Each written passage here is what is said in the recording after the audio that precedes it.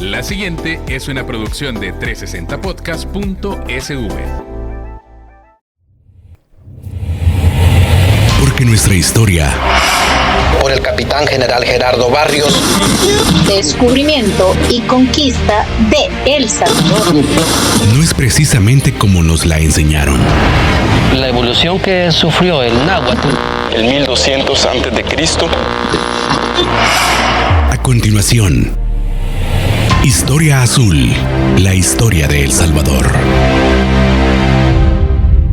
Bienvenidos nuevamente a su espacio Historia Azul, la historia de El Salvador. Este es el episodio número 42 y sexto de la cuarta temporada. ¡Qué barbaridad, don Herbert! Increíble, ¿verdad? Aquí estamos, Carlos, con don Herbert. Yo todavía tenía pelo cuando empezamos. ¡Qué barbaridad esto! Yo tenía la barba negra. el barba negra. Sí, yo también. Entonces, pues, muchísimas gracias por estar nuevamente con nosotros. Herbert, bienvenido como siempre. Gracias. Siempre es un orgullo, siempre un gusto y siempre es una gran enseñanza la que nos llevamos todos los que estamos sintonizados con Historia Azul, la historia de El Salvador. Muchísimas gracias. Por supuesto, es un aprendizaje en varias vías. Sí, claro. Yo soy sumamente interesado porque, te voy a ser franco, cuando me planteabas tú los alcances que querías hacer para esto, pues, ese proceso de definir el trabajo de una temporada es un proceso obviamente consensuado, pero obviamente también está el conocimiento y el área de experticia con la que vamos a profundizar sobre ciertos temas. Por lo tanto, eso quizás viene a ser lo más importante porque es donde podemos develar más cosas interesantes para nuestra audiencia. Entonces, hablábamos del tema de esta Mesoamérica que estaba incipiente en tantos sentidos y yo no dejaba de tener un poco de inquietud sobre cómo íbamos a desarrollarlo de manera que fuera atractivo para la gente. Y creo que hasta ahorita lo hemos logrado y lo hemos hecho de una manera sumamente buena.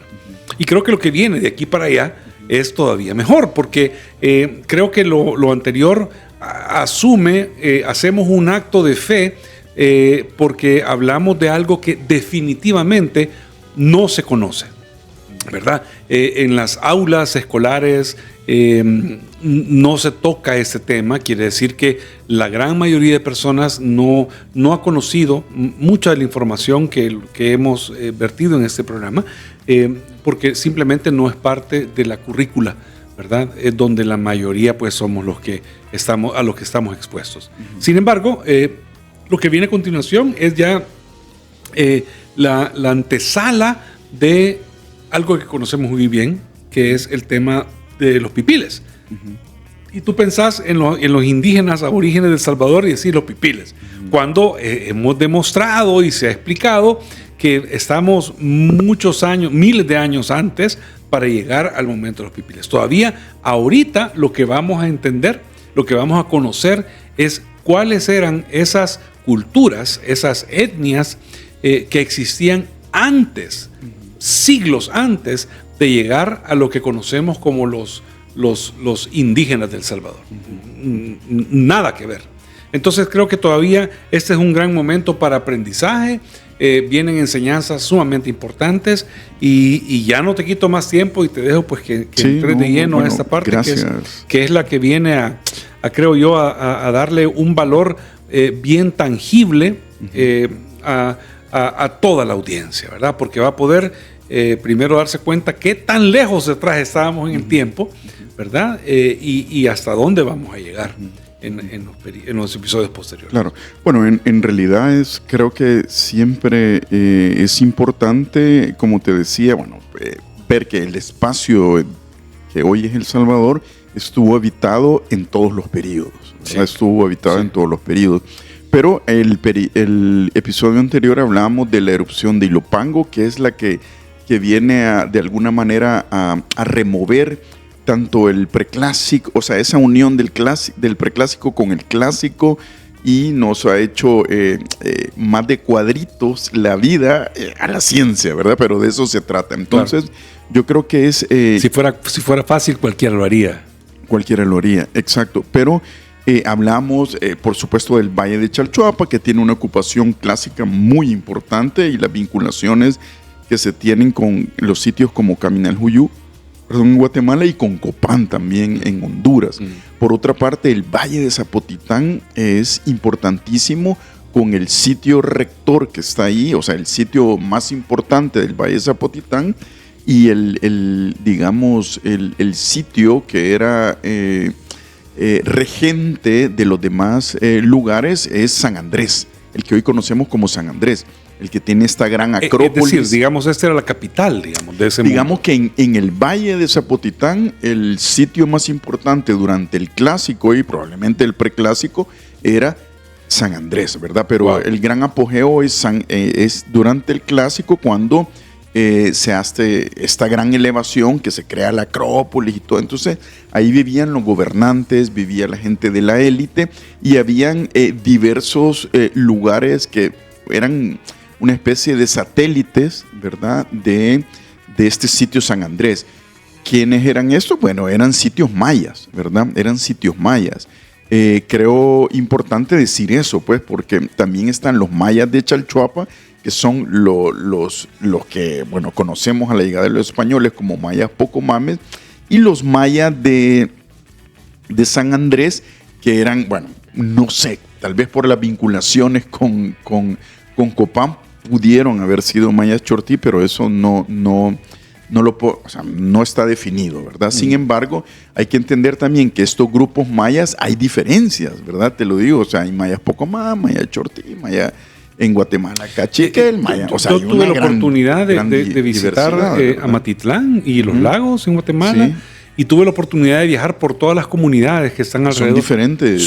Sí. O sea, nada que ver. Sí, exacto. Nada que ver. Es decir, no solamente en la parte que uno puede ver que hay diferencias como es el vestuario, sino que sus creencias, a ver, sí existen algunas cosas ya comunes, pero creo que es producto de la comunicación, de los vasos comunicantes actuales. Pero de repente pueden haber creencias religiosas distintas, rituales distintos, alimentos distintos, y estás hablando de unas comunidades que están nada más alrededor del lago Atitlán, ¿verdad? No estás yéndote tan distante. Sí. Si eso es así de diferente en algo que geográficamente está ahí nomás, imagínate cómo será en un país. Sí, o sea, sí, tremendo. no, por eso. Entonces, te decía. Siendo mayas todos. Sí, te siendo decía mayas todos. estos mayas que habitaban el Valle de Zapotitán, ¿verdad? O Valle de San Andrés.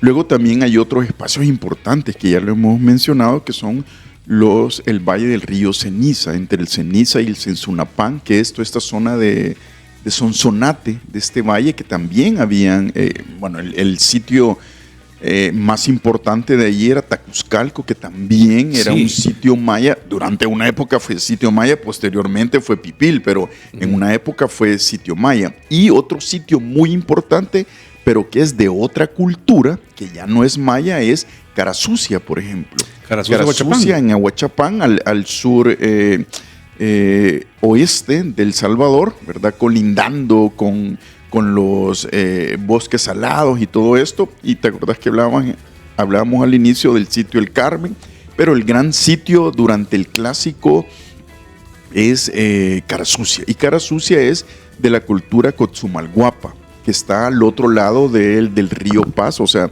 colindando con Guatemala. O sea, son estos sitios de cultura Cotzumalguapa que tienen, digamos, una diferencia en algún aspecto de deidades, tienen diferencia obviamente de lengua, tienen alguna diferencia en su manera probablemente de ver el mundo, pero también hay cosas que son similares y que vienen dentro de ese espacio. Vienen esa misma raíz maya del clásico, ¿verdad? Muchas veces, no sé si en realidad vienen de esa raíz maya, sino que la cultura Cotzumalguapa es una cosa. Por ejemplo, hay una imagen que la mayoría de salvadoreños conoce, que es el logo de un banco, que durante mucho tiempo fue el logo de un banco, ¿verdad? Pero ese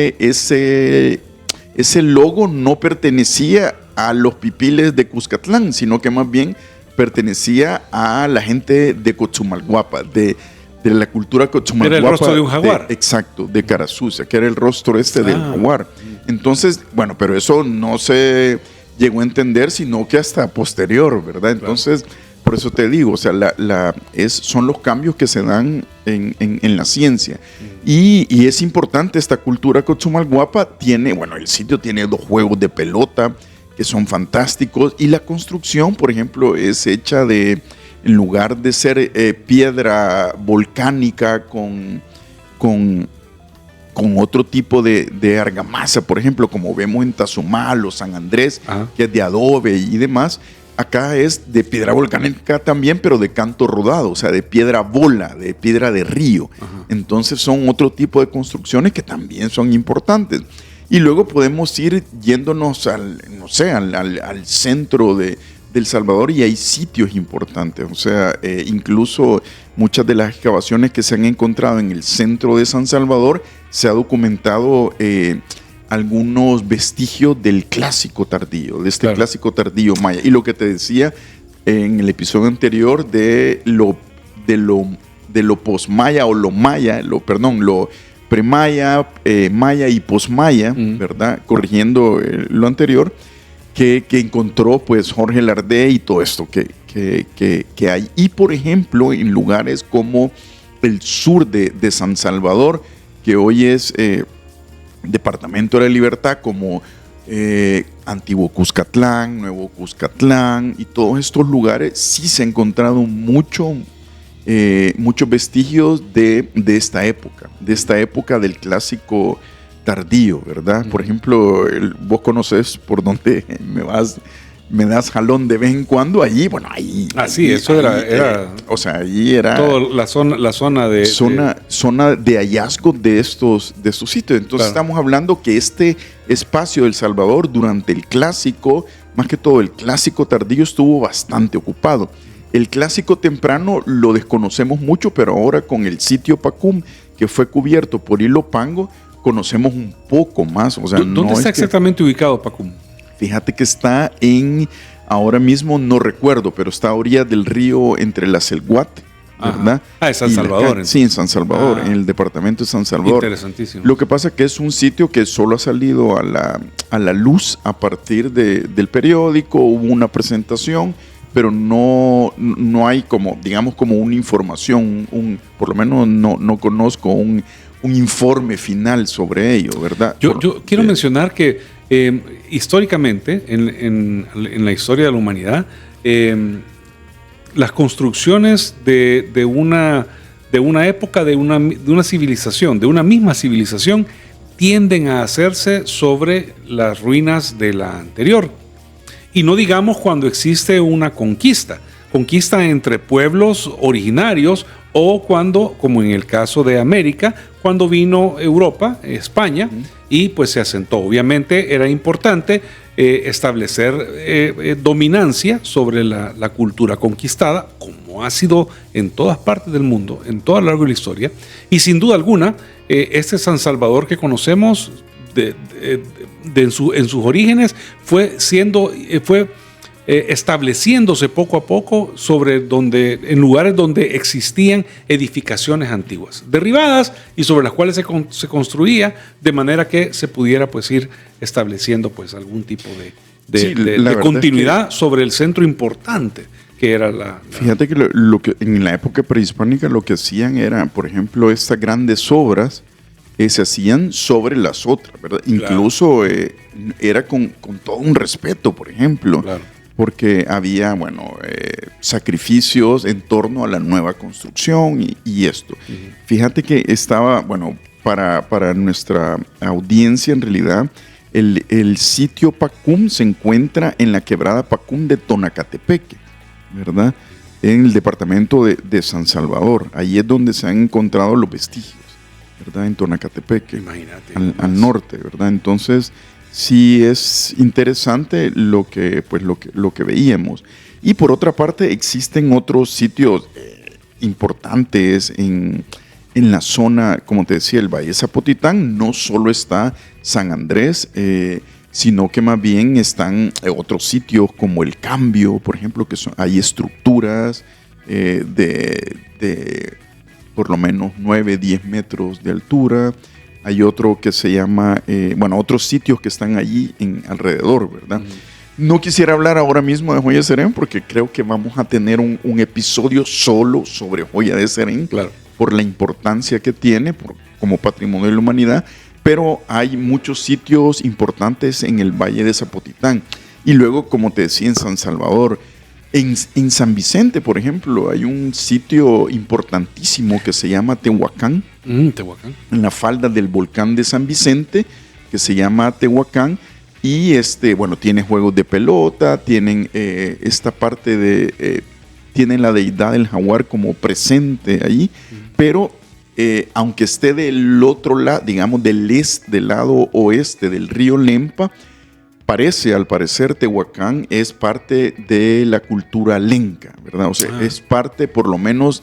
Habían invadido por ahí. Por lo menos es parte de lo que se denomina de la fase Lepa, ¿verdad? De la fase Lepa y la fase Shila, que son la fase de Quelepa del oriente. Entonces, hay varios sitios, por ejemplo, este super sitio de Quelepa en San Miguel, que tiene, bueno, varias ocupaciones, desde el preclásico hasta el final del clásico, están esta fase. Entonces, este sitio también hay otros sitios que tienen... digamos, similitudes, ¿verdad?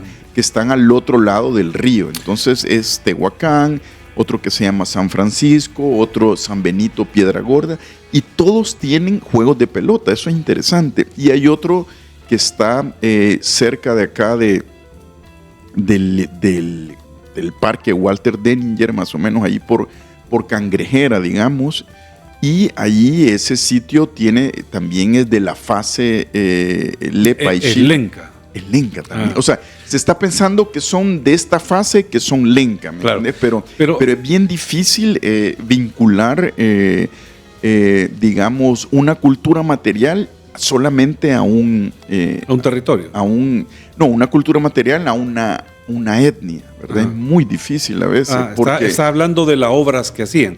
La obra, la cultura material es todo, de la cerámica, todos los artefactos, la arquitectura y todo eso. Porque habían tan pocas cosas que era inevitable la conjunción vía comercio. Pero entonces lo interesante de eso es que hay todo eso. No solo es maya tampoco. Claro. Hablamos cultura Cochumalguapa, hablamos cultura maya y hablamos cultura lenca en el clásico. Los precursores de lo que en el postclásico se va a convertir en las culturas con las que más nos relacionamos. Claro que sabemos que hay mayas, pero inclusive no tenemos tanta claridad o no teníamos tanta claridad de la existencia de tanta presencia maya en estas grandes zonas de San Salvador, porque hubo un momento que podíamos haber pensado que únicamente lo que estaba más cerca de Guatemala era lo que pertenecía a las etnias mayas. Y obviamente no, porque estamos hablando que llega hasta el Valle de Zapotitán. Chalatenango, por ejemplo, toda la zona norte, habían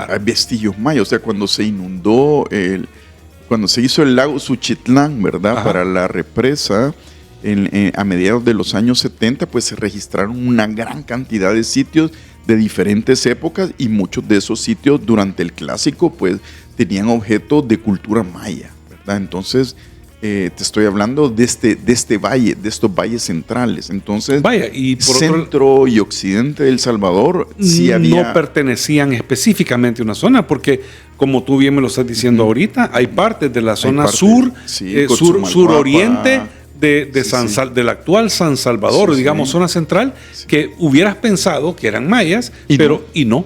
Hay presencia con los lencas, exacto. Y al norte, Copán es perteneciente a ¿qué? Son Maya Chortí, y tiene grandes vinculaciones con, sin duda con Chalchuapa, con San Andrés, por ejemplo, ¿verdad? Es decir, sí existe esa conexión, ese corredor gigantesco desde la parte sur bueno, en ese entonces Guatemala, que era Chiapas, hasta Copán, arrastrando también partes de San Salvador, dejando esa colita ahí de la otra cultura que Cochumalguapa, sí, que es bien poco conocido. O sea, es súper conocido. Casi poco conocido. No conocemos, y por ejemplo es un gran sitio. Carasucia es un súper sitio, que es del Estado salvadoreño, igual que San Andrés, Tazumal, Tehuacán, Quelepa, lastimosamente no es del Estado salvadoreño. ¿Por qué no? Es privado eso. Es privado, sí, es privado, fíjate. Es privado. Está dentro de una finca Está dentro de la hacienda El Obrajuelo,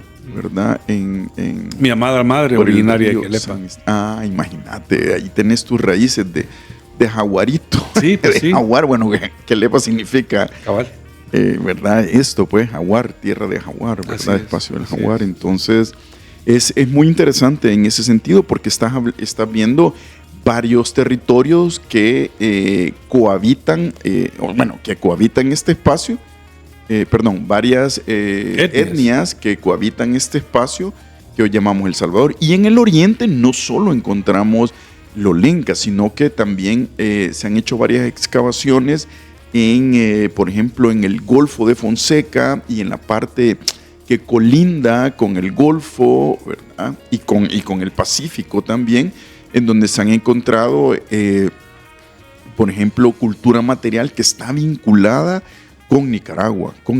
Entonces, podríamos estar hablando de otro tipo de cultura, otra etnia, que probablemente no conocemos. No sé si será una que estaba habitando en ese momento en Nicaragua, y allí es donde hay que vincular los datos, tanto que se hacen con los colegas nicaragüenses, con los hondureños también, porque al norte teníamos otra, lo lenca, no creas que no solo es El Salvador, como vos sabés, sino que es gran parte de Honduras, del sur de Honduras. Claro. Entonces, yo quiero que es importante mencionar algo que lo hemos dicho muchas veces a lo largo de Historia Azul, que cuando hablamos de este tipo de cosas no podemos pensar en la definición geográfica actual de nuestros países. Claro. De El Salvador, porque en esta época ni por cerca existía una territorialidad tal cual la conocemos, ¿verdad? Entonces, seguramente era del río aquel,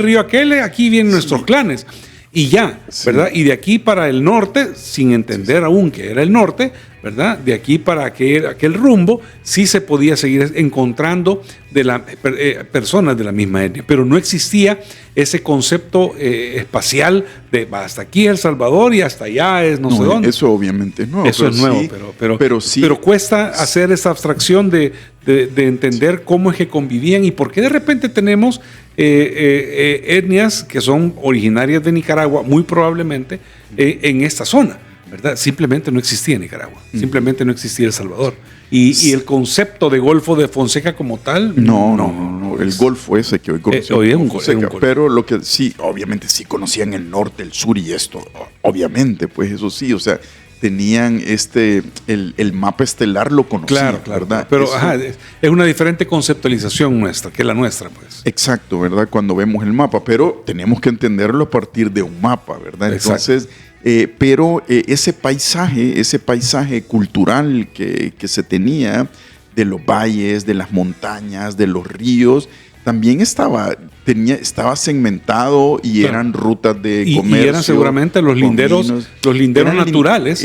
Son linderos naturales que también se traspasan. Ya ves, el Lempa lo traspasaban. Exacto. Los lencas en este caso se meten por la parte sur del área central y llegan a las zonas de los mayas, ¿verdad? No sabemos si los mayas fueron a hacer travesuras del lado de los lencas. No tenemos idea. Es que lo más probable es que eran de alguna manera vecinos que en algún momento peleaban, pero también en un momento comerciaban y hacían esto. O sea, por ejemplo, hay muestras en Quelepa, muestras digamos, de la triada esta del juego del pelota, que son 3 elementos, que son palma, hacha y... No puede ser, se me fue el nombre, ya recordaré. Estos 3 elementos, o sea, que son traídos de Veracruz.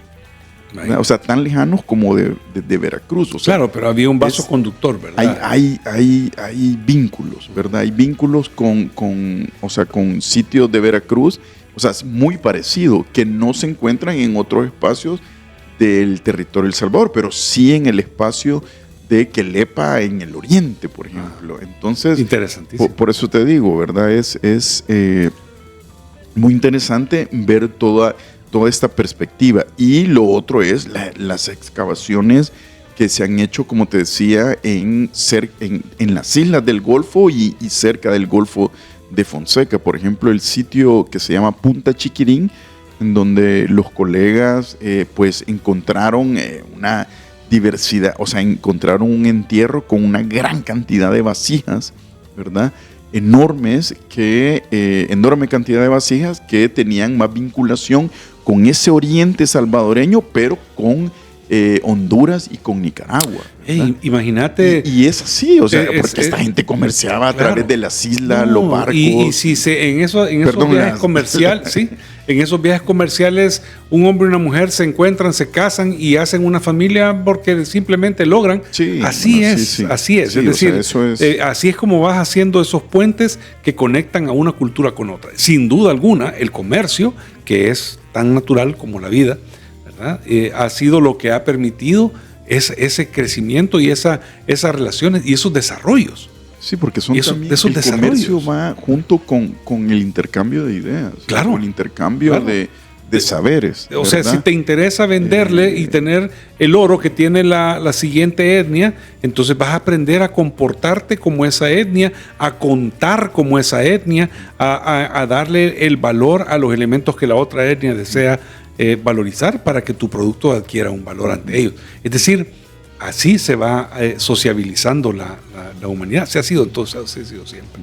Entonces, creo que es claro que estas grandes concentraciones de poblaciones similares, estas etnias, sin duda alguna tenían liderazgos que eran esas élites, claro, que en este periodo clásico es cuando alcanzan ese punto álgido, ¿verdad? Y se convierten en esos elementos que ya van formando cultura y arte. Es decir, porque sin lugar a dudas desde antes. No, claro, pero ya cuando abarcas territorios tan extensos, pues imagínate, estás hablando desde la parte occidental de Guatemala, ahora noroccidental de Guatemala, ahora Chiapas, hasta Copán, en Honduras. Es una decir, red claro, de ciudades, de tenés que tener liderazgos claramente identificados que permitan mover a las comunidades para las razones que sean, para la guerra, para el comercio, para el intercambio cultural, punto, ¿verdad? Entonces sí es como hay que crear nuestra diferenciación y de ahí viene esa cultura que es la que obviamente permeó y sigue. A ver, yo hace poco tuve la oportunidad de estar por Perú y te das cuenta que la forma de ver el mundo, los nombres, las palabras son totalmente distintas, ¿verdad? Las palabras que tienen orígenes en los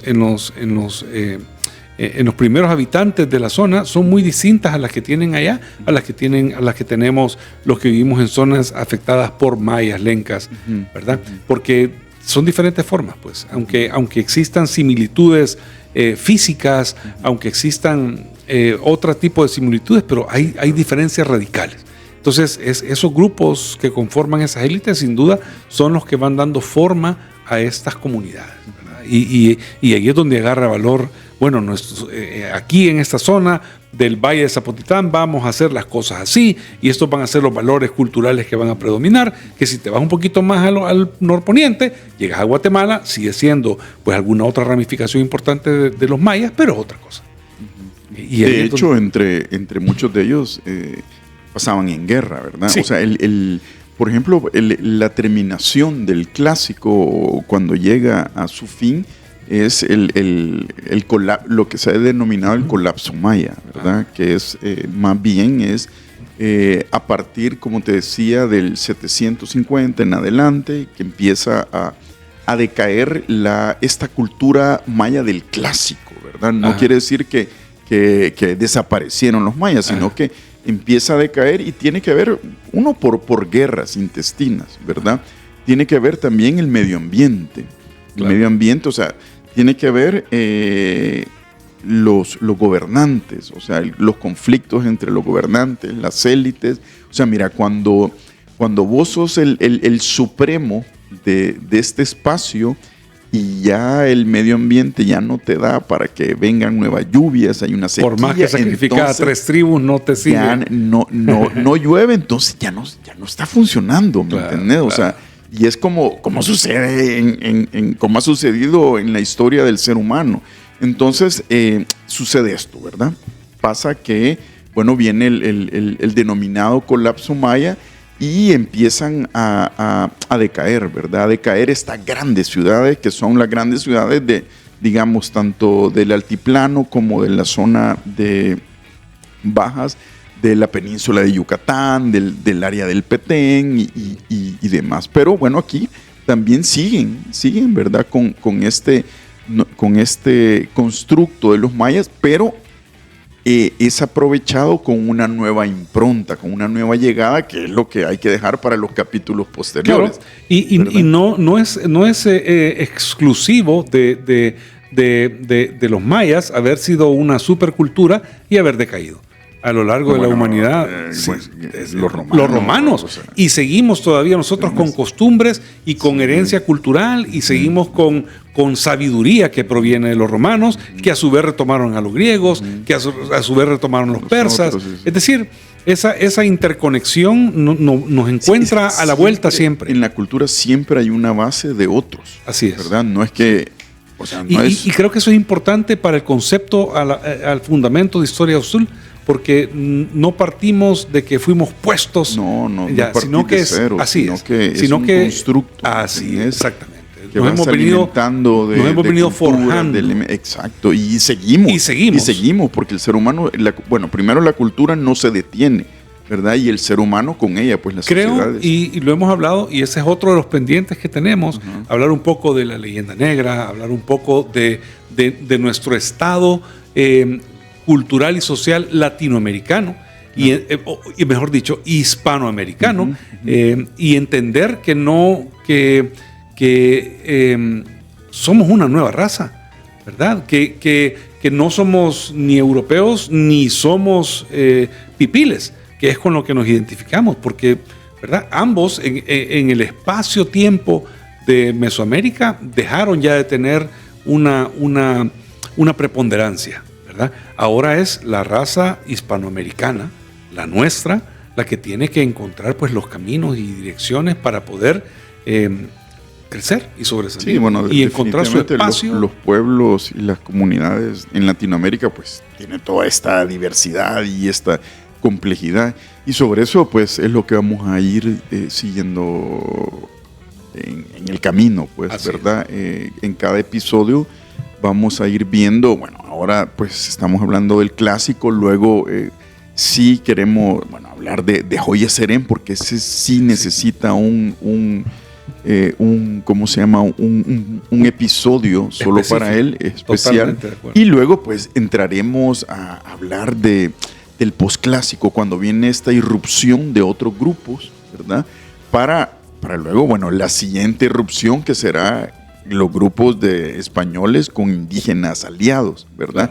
Que es toda esa maraña y donde el constructo de la leyenda negra, que no es ahí, sino que es posterior. Sí. Y lo que nos espera, pues. Lo que nos espera está mejor todavía. Así que, pues, creo que ya es momento en esta ocasión de agradecer a nuestros oyentes, a nuestra audiencia, a la gente que nos descarga, nos sintoniza, nos sigue en nuestras redes sociales y obviamente pues en las diferentes plataformas en que nos encontramos. Gracias por su tiempo, gracias por acompañarnos y gracias por estar siempre pendientes de Historia Azul, la historia de El Salvador.